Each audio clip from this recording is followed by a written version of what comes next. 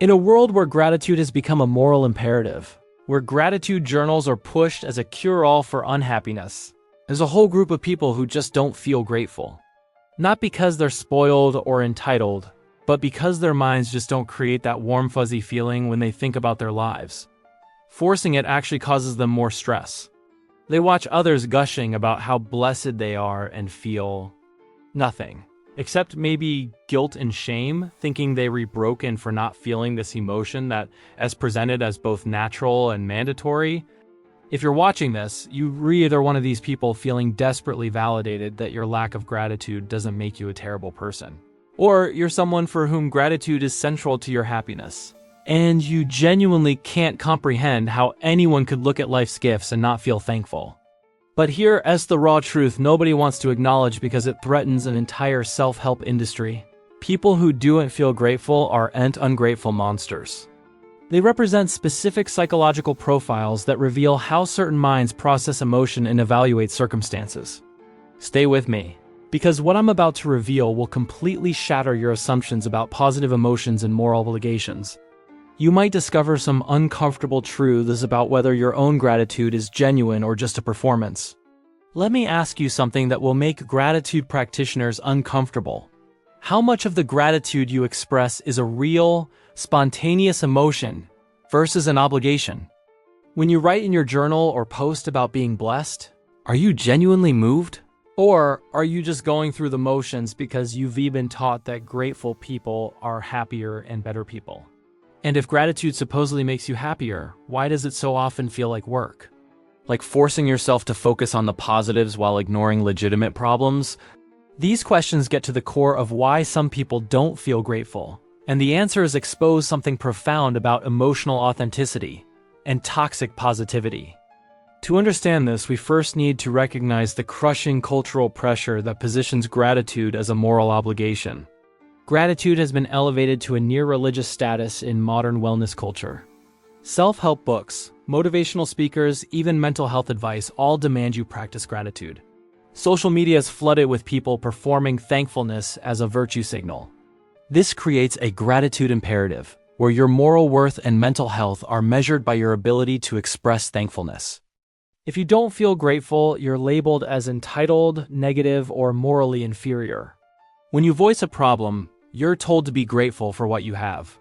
Your real concerns are dismissed as ingratitude. The message is clear: feeling grateful is a choice, and if you don't feel it, you're choosing to be ungrateful. But here's the brutally honest truth. Gratitude is not a universal emotion.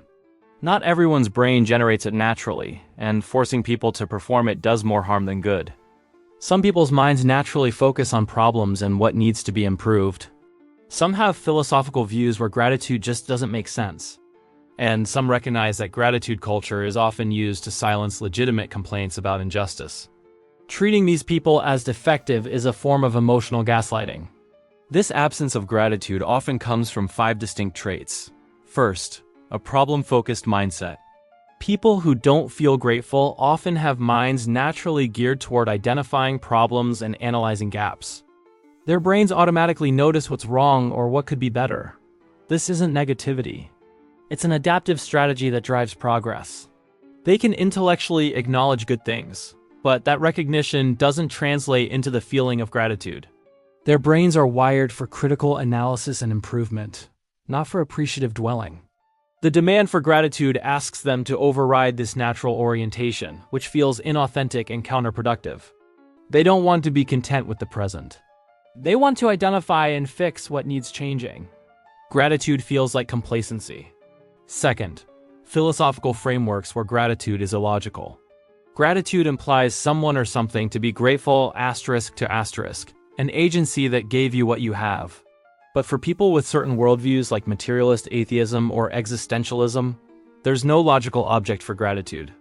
If your life is the result of random chance or natural causes, who are you thanking? The universe doesn't care. Luck isn't an agent. These individuals might feel satisfaction or contentment, but the emotion of gratitude doesn't fit their understanding of reality. Even with other people, they might see support as transactional or reciprocal, not as a gift requiring a grateful response. Third, high expectation baselines. This one makes people angry, but it's having expectation baselines where what you have feels like the default normal, not a special gift. Gratitude comes from perceiving something as better than expected. But for some, often those raised with privilege or who have worked hard for what they have, their circumstances are just normal. If you grew up with stability, having it doesn't generate gratitude, it's just the baseline. The demand to feel grateful for things that match your baseline feels like being asked to feel special about what you have always had or what you earned yourself. The cultural response is to lower your expectations, but that's just asking you to play a psychologically exhausting comparison game. Plus, feeling grateful for what you worked hard for can feel like it diminishes your own agency and effort. Fourth, recognizing gratitude as a tool of toxic positivity. The fourth trait is a critical awareness that gratitude culture is often weaponized to silence legitimate complaints. These people have noticed that when someone expresses dissatisfaction with real problems, they're told to be grateful for what they have. This is a form of toxic positivity that dismisses real concerns and prevents change. They've seen how gratitude rhetoric is used by those empowered to make people accept unacceptable conditions, convincing workers to be grateful for exploitative jobs or telling marginalized people to be grateful for small concessions. They resist gratitude because they see it as a tool for complacency, preventing the anger and dissatisfaction that drive necessary change. Fifth, a commitment to emotional authenticity.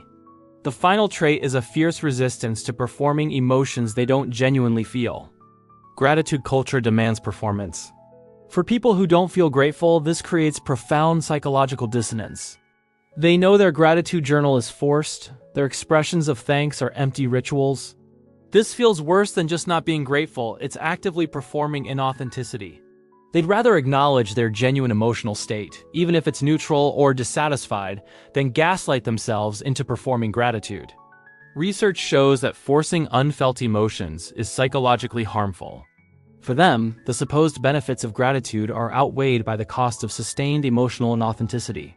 When you combine these traits, a problem-focused mind, a philosophical framework, where gratitude is illogical, a baseline of high expectations, a recognition of gratitude as a silencing tool, and a commitment to authenticity, you get a profile where not feeling grateful isn't a moral failing. It's a coherent response to how they see the world. Here's what the gratitude culture doesn't you want to acknowledge. Gratitude is not a universal virtue. Its benefits are often overstated, and forcing it on people causes more harm than good. The raw truth is that gratitude culture has become a toxic positivity industry that profits from making people feel guilty about their authentic emotions. The research on gratitude is far less conclusive than popular culture suggests. Gratitude practices might help people who are already prone to positive emotions, but they often fail or even backfire for people with different cognitive architectures. The idea that everyone can and should feel grateful if they just try hard enough is psychological malpractice. So what does this mean for you? If gratitude practices genuinely help you, that's valid. But stop pushing it on others. Stop assuming people who don't feel grateful need fixing. Recognize that emotional experience is diverse. If you're someone who doesn't feel grateful, I hope this provides profound validation. You're not broken, entitled, or morally deficient. Your absence of gratitude is a legitimate response based on your cognitive style, philosophical framework, or emotional architecture. You don't owe anyone performed thankfulness. Your authentic emotional state, whatever it is valid. The deeper truth is that emotions are not moral choices, and diversity in emotional experience is normal. Some people feel grateful easily, others never do. Both can live meaningful, ethical, and fulfilled lives. Now I want to hear from you. Do you struggle with not feeling grateful and face judgment for it? Or do you practice gratitude but recognize it's not a universal solution? This is a judgment-free space, so drop your honest thoughts in the comments.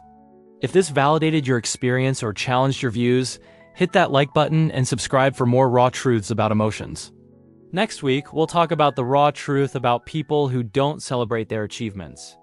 You won't want to miss it. Remember, your emotional truth is valid.